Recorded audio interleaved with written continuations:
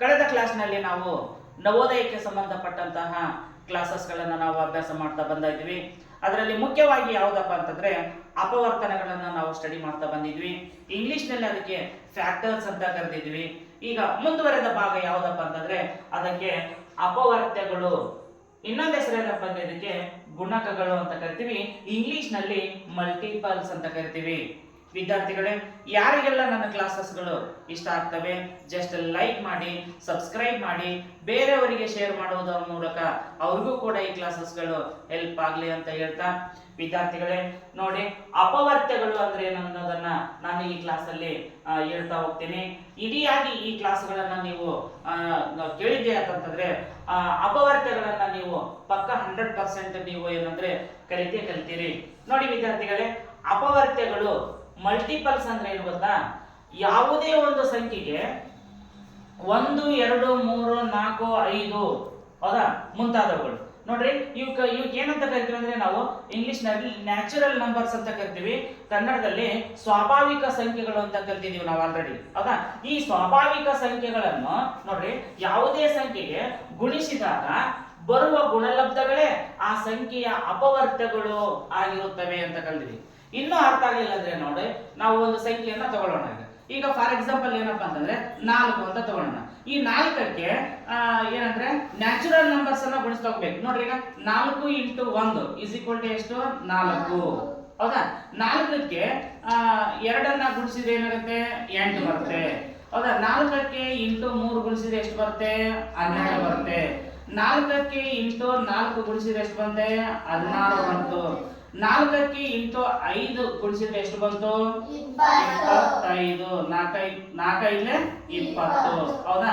ನೋಡಿ, ಹೀಗೆ ಈ ಒಂದು ನ್ಯಾಚುರಲ್ ನಂಬರ್ಸ್ ಅಂದ್ರೆ ಸ್ವಾಭಾವಿಕ ಸಂಖ್ಯೆಗಳನ್ನ ಒಂದು ಸಂಖ್ಯೆಗೆ ಗುಣಿಸಿದಾಗ ಬರುವಂತ ಭಾಗಲಬ್ಧಗಳೇ ಏನಾಗಿರ್ತಾವ ಅಂತಂದ್ರೆ ಈ ಸಂಖ್ಯೆಯ ಅಪವರ್ತ್ಯಗಳಾಗಿರುತ್ತವೆ. ಅರ್ಥ ಆಯ್ತಾ? ಯಾವುದೇ ನಂಬರ್ ಅನ್ನ ತಗೊಳ್ಳಿ ನೀವು. ಹೌದಾ? ಫಾರ್ ಎಕ್ಸಾಂಪಲ್ ನೋಡ್ರಿ, ಈಗ 3 ತಗೊಳ್ರಿ. ಈಗ 3 × 1 = 3. ಹೌದಾ? ನೆಕ್ಸ್ಟ್ 3 × 2 ಎಷ್ಟು? 6. 3 × 3 ಎಷ್ಟು? 9. ಈ ರೀತಿ ಯಾವುದೇ ಒಂದು ಸಂಖ್ಯೆಗೆ ನ್ಯಾಚುರಲ್ ನಂಬರ್ಸ್ ಇಂದ ಗುಣಿಸಿದಾಗ ಬರುವಂತ ಗುಣಲಬ್ಧಗಳೇನಂದ್ರೆ ಈ ಸಂಖ್ಯೆಯ ಏನಂತಂದ್ರೆ ಅಪವರ್ತ್ಯಗಳಾಗಿರುತ್ತವೆ. ಸರ್, ನಮ್ಗೆ ಇನ್ನೂ ಅರ್ಥ ಆಗಿಲ್ಲ ಅಂತಂದ್ರೆ ನೋಡಿ, ಎಲ್ಲರೂ ಕೂಡ ನೀವು ಮಗ್ಗಿಗಳನ್ನ ಕಲ್ತಿದ್ದೀರಿ. ಹೌದಾ? ಮಗ್ಗಿಗಳು 2 × 1 2, 2 × 4, 2 × 3 6, 2 × 4 8, 2 × 5. ಹೌದಾ? ಈಗ 3 ಮಗ್ಗಿ ಕಲ್ತ್ರಿ. 3 × 3 3 × 6, 3 × 3 9, 3 × 4 8. ಹೀಗೆ ಗುಣಿಸಲ್ಪಡುವ ಸಂಖ್ಯೆಗಳಿಗೆ ಏನಂತ ಕರಿತೀವಿ ನಾವು? ಗುಣಕಗಳು ಅಥವಾ ಮಲ್ಟಿಪಲ್ಸ್ ಅಂತ ಕರಿತೀವಿ. ಹೌದಾ? ಅರ್ಥ ಆಗುತ್ತಾ ಎಲ್ಲರಿಗೂ? ಅಂದ್ರೆ ಅಪವರ್ತ್ಯಗಳು ಅಂತಂದ್ರೆ ಗುಣಿಸಲ್ಪಡುವ ಸಂಖ್ಯೆಗಳು, ಗುಣಕಗಳು. ಹೌದಾ? ಇಂಗ್ಲಿಷ್ ನಲ್ಲಿ ಮಲ್ಟಿಪಲ್ಸ್ ಅಂತ ಕರಿತೀವಿ. ಅರ್ಥ ಆಗುತ್ತಾ ಎಲ್ಲರಿಗೂ? ಹಾಗಾದ್ರೆ ಅಪವರ್ತನಕ್ಕೆ ಮತ್ತು ಅಪವರ್ತ್ಯಗಳಿಗೆ ಏನು ವ್ಯತ್ಯಾಸ ಅನ್ನೋದು ಗೊತ್ತಾಯ್ತಾ? ಅಪವರ್ತನಗಳು ಅಂತಂದ್ರೆ ಭಾಗಿಸಲ್ಪಡುವ ಅಂಕಿಗಳು ಅಥವಾ ಸಂಖ್ಯೆಗಳು. ಈಗ ಫಾರ್ ಎಕ್ಸಾಂಪಲ್ ಅಪವರ್ತನಗಳು ಕಳೆದ ಕ್ಲಾಸ್ ನಲ್ಲಿ ಕಲ್ತಿದ್ದೀವಿ ನಾವು. ನೋಡ್ರಿ, 4ರ ಅಪವರ್ತನಗಳು ಅಂತಂದ್ರೆ 1 4 4, 2 2 4, 4 1 4. ಅಂದ್ರೆ 4ಅನ್ನ ಭಾಗಿಸುವಂತಹ ಎಲ್ಲಾ ಅಂಕಿ ಸಂಖ್ಯೆಗಳಿಗೆ ಏನಂತ ಕರಿತೀವಿ ನಾವು? ಅಪವರ್ತನಗಳಂತ ಕರಿತೀವಿ. ಹೌದಾ? ನೋಡ್ರಿ, ಗುಣಿಸಲ್ಪಡುವ ಅಂಕಿ ಸಂಖ್ಯೆಗಳನ್ನ ಏನಂತ ಕರಿತೀವಿ ನಾವು? ಅಪವರ್ತ್ಯಗಳು ಅಂತ ಕರಿತೀವಿ. ಅಂದರೆ ಭಾಗಿಸಲ್ಪಡುವ ಅಂಕಿ ಸಂಖ್ಯೆಗಳಿಗೆ ಅಪವರ್ತನಗಳು, ಗುಣಿಸಲ್ಪಡುವ ಅಂಕಿ ಸಂಖ್ಯೆಗಳಿಗೆ ಏನಂತ ಕರಿತೀವಿ ನಾವು? ಅಪವರ್ತ್ಯಗಳು ಅಂತ ಕರಿತೀವಿ. ಅರ್ಥ ಆಯ್ತಾ ಎಲ್ಲರಿಗೂ? ಓಕೆ.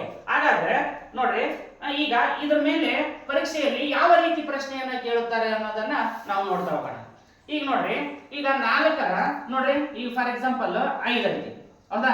5ರ ಅಪವರ್ತ್ಯಗಳು ಬರೆಯೋ ನಂತರ 5 1 5, 5 2 10, 5 3 15, 5 4 20. ಹೌದಾ? ಈ ರೀತಿಯಾಗಿ ಏನಂತಂದ್ರೆ ಅಪವರ್ತ್ಯಗಳನ್ನ ಕೇಳಿದಾಗ ನಾವು ಬರಿತೀವಿ. ಇದರಲ್ಲಿ ಪ್ರಶ್ನೆ ಹೆಂಗ್ ಕೇಳ್ತಾನೆ ಗೊತ್ತಾ? ನೋಡಿ, 5ರ ಮೊದಲ 4 ಅಪವರ್ತ್ಯಗಳ ಮೊತ್ತ ಅಂತ ಕೇಳ್ತಾನೆ. ಅರ್ಥ ಆಗುತ್ತೆ ಎಲ್ಲರಿಗೂ? ನೋಡ್ರಿ, ಮೊತ್ತ ಅಂದಾಗ 5 + 10 + 15 +. ಹೌದಾ? 5 5 10 15 15 15 30 30 20 50 ಹೌದಾ ನೋಡ್ರಿ 5ರ ಮೊದಲ 4 ಅಪವರ್ತ್ಯಗಳ ಮೊತ್ತ ಅಂತ ಕೇಳಿದಾಗ ಅದು 50 ಆಗುತ್ತೆ. ಈ ರೀತಿಯಾದ ಪ್ರಶ್ನೆಗಳನ್ನು ಕೂಡ ಪರೀಕ್ಷೆಯಲ್ಲಿ ಕೇಳ್ತಾರೆ. ಮತ್ತೆ ಇನ್ನೊಂದು ಪ್ರಶ್ನೆಯನ್ನು ಕೇಳ್ತಾರೆ. ಈಗ ಇದನ್ನೇ 5ರ ಮೊದಲ 2 ಅಪವರ್ತ್ಯಗಳ ಗುಣಲಬ್ಧ ಏನು ಅಂತ ಕೇಳ್ತಾರೆ. ಹೌದಾ ಎಷ್ಟು 15 50 ಹೌದಾ. ಈ ರೀತಿಯಾದಂತಹ ಲೆಕ್ಕಗಳನ್ನ ಈ ರೀತಿಯಾದ ಪ್ರಾಬ್ಲಮ್ಸ್ ಗಳನ್ನ ಪರೀಕ್ಷೆಯಲ್ಲಿ ಏನ್ ಮಾಡ್ತಾನೆ ಮಲ್ಟಿಪಲ್ಸ್ ಅಂದ್ರೆ ಅಪವರ್ತ್ಯಗಳ ಮೇಲೆ ಈ ತರದ ಪ್ರಾಬ್ಲಮ್ಸ್ ಗಳನ್ನ ಕೇಳ್ತಾನೆ. ಅದಕ್ಕೋಸ್ಕರ ಏನಂತಂದ್ರೆ ನಾವು ಇಡಿಯಾಗಿ ಏನಂತಂದ್ರೆ ನಾವು ಈ ಅಪವರ್ತ್ಯಗಳನ್ನ ಕಲಿತಿದ್ದೆ ಅಂತಂದ್ರೆ ಮುಂದೆ ಯಾವುದಾದ್ರೂ ಒಂದು ಪ್ರಾಬ್ಲಮ್ ನಲ್ಲಿ ಈ ಅಪವರ್ತ್ಯಗಳ ಮೇಲೆ ಕೇಳ್ತಾನೆ ಎಕ್ಸಾಮ್ ನಲ್ಲಿ 1 ಮಾರ್ಕ್ಸಿಗೆ. ಅರ್ಥ ಆಗುತ್ತೆ ಎಲ್ಲರಿಗೂ? ಹಾಗಾದ್ರೆ ನಾವು ಮತ್ತೆ ಮುಂದಿನ ಕ್ಲಾಸ್ನಲ್ಲಿ ಮತ್ತೊಂದು ಚಾಪ್ಟರ್ನೊಂದಿಗೆ ಮತ್ತೆ ಭೇಟಿ ಹೋಗೋಣ. ಎಲ್ಲರಿಗೂ ಗುಡ್ ಲಕ್.